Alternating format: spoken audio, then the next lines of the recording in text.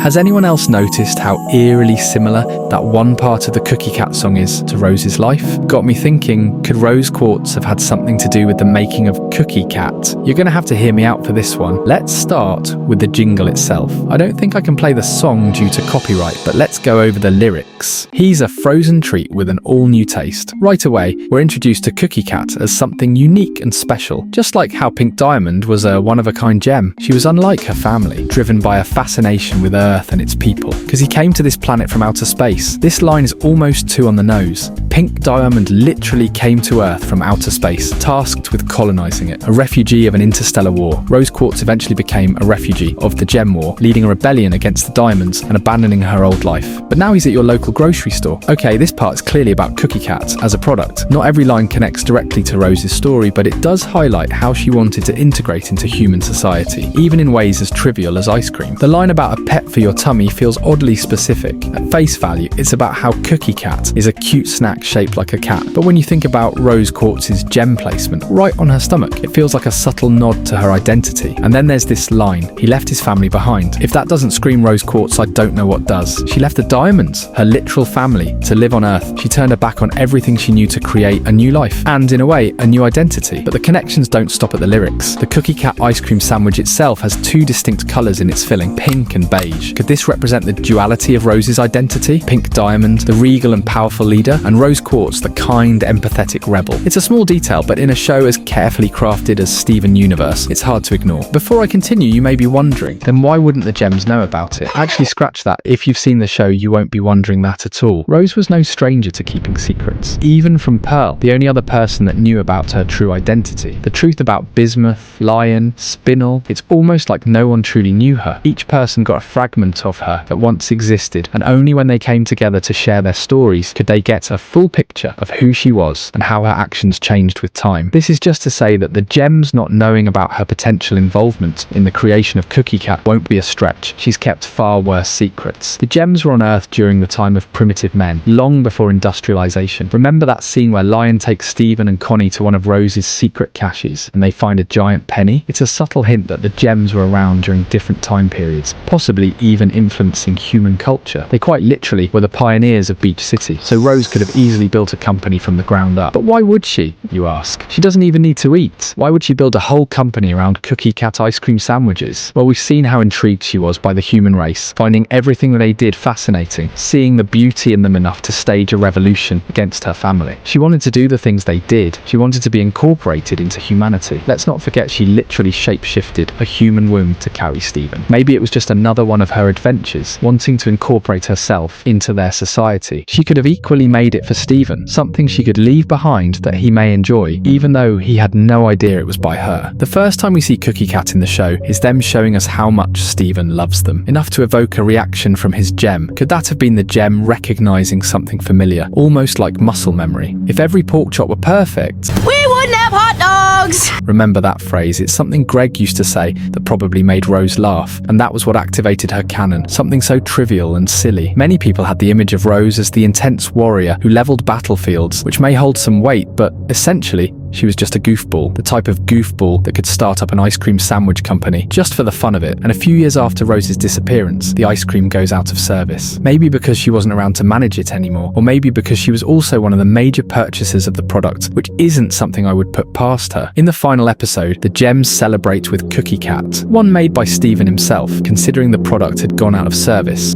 We're still talking about ice cream, right? Maybe that was Steven following in his mum's footsteps. These are my thoughts, but I would love to hear yours in the comments below. A big thank you to everyone for the support. Channel membership is live now for anyone who wants to directly support the channel. You get to engage in exclusive polls, get a 24 hours early access to videos, and even request specific videos you want to see. Check out the membership tiers for more info. Remember to like and subscribe if you want to see more videos like this. Turn on post notifications so you don't miss a single video. My Discord is linked in the description below. We can keep in touch there. See you in the next one.